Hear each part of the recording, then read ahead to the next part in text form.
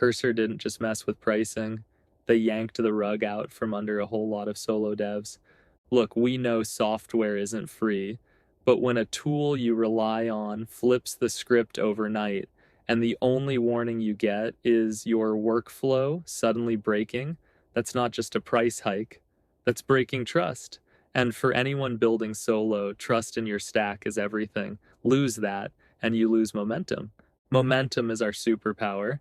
Hey, I'm Daniel, solo iOS dev, Swift UI addict for a while now. I build everything myself. I use AI tools obsessively. Since Dub 25, I've been fully solo, and on this channel, I talk through what it's actually like living on the indie edge.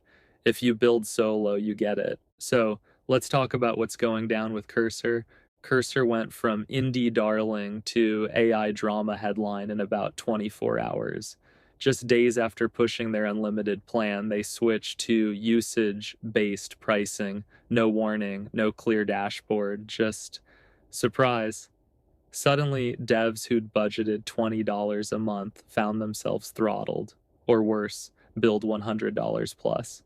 That was me too. 1 minute, I'm burning through sonnet generations, feeling unstoppable. Next, Cursor just freezes.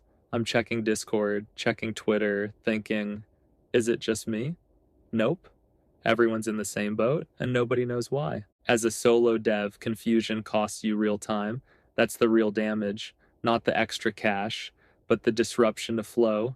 Cursor used to give you 500 fast requests a month, enough to work with real models, plus unlimited slow mode and tab completions. That worked for most of us, most of the time. Then overnight, the model shifted. Now $20 gets you $20 of model credit, actual API usage. If you're using agent mode or the fancy models, those tokens evaporate fast, run out, and suddenly you're on pause, unless you want to cough up $200 a month for Ultra. But none of this was visible. No usage bar, no countdown, just you've reached your limit. Upgrade or wait. That is not how you treat solo builders. This isn't about greed. Cursor's cost structure simply blew up. When you let a dev blast 50 Opus requests in a day, each costing you 50 cents, those $20 subscriptions don't even cover the GPU bill. And if you're running a solo dev business yourself, you know this dance. You want to give users everything, but everything isn't free once real usage hits. VC money can't hide math forever. Still the hard truth. Cursor had to do something.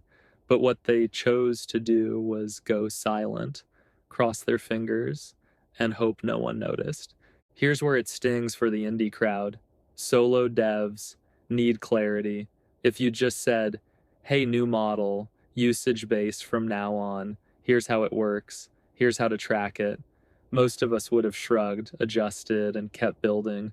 We get that tools evolve. But the rollout was half-baked, the docs dodged details, the UI hid limits, and all of a sudden, your command palette is throwing errors mid-session. It's not about price. It's about not knowing what to expect.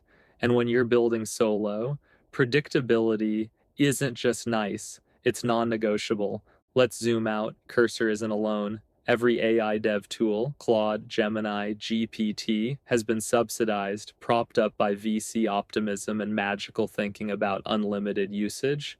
That's changing fast.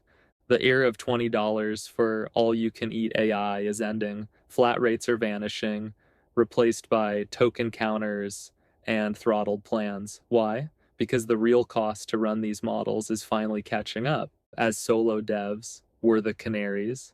We're the ones who notice when stuff breaks because we feel every change directly in our workflow and bottom line. This is where it gets real. If you're still building your stack around any single tool, stop. This week it's Cursor. Next week it'll be someone else. My new policy is trust no tool fully and always keep a backup ready. I keep Claude's web UI open for deep dives. I swap in T3 chat when Cursor gets weird. Sometimes I even bounce back to vanilla GPT-4 just to keep sharp. The new indie rule: Don't get attached. Your workflow has to survive sudden changes, and you need to build habits that work no matter what tool is trending. If you're building tools for solo devs, and you should be because we're the early adopters and the loudest fans, learn from Cursor's fumble, communicate early, show the real limits, not unlimited hype. Give us dashboards, not guesswork, and remember, predictable is always better than generous until it isn't.